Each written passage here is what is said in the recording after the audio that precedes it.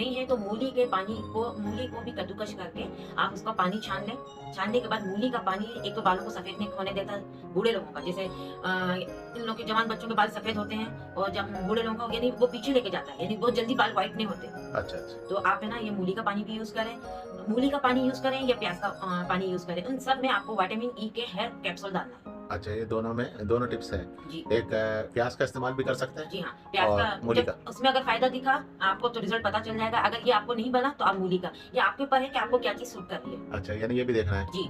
अच्छा, अच्छा। और इसके साथ जो क्या कहते हैं आजकल जवानों को भी बाल सफ़ेद होने के मसाइल पेश आ रहे हैं और इसके लिए कुछ है बाल काले देखिए करने या जी कुदरती हाँ, ये तौर तो पे है हो जाए? क्योंकि शैम्पू में केमिकल वग़ैरह ऐसे आते हैं अच्छा, कि आप है ना इसमें बाल जवान बच्चों की भी व्हाइट आप हो जा रहे हैं। अच्छा। तो ये है कि इसके लिए हम आपको यही मशवरा देंगे कि आप डाबर वाटिका का जो ज़ैतून ऑयल होता है, ऑलिव ऑयल, आप देखिए मैं भी अपने सर में ऑयल डालती हूँ, बच्ची की भी डालती हूँ।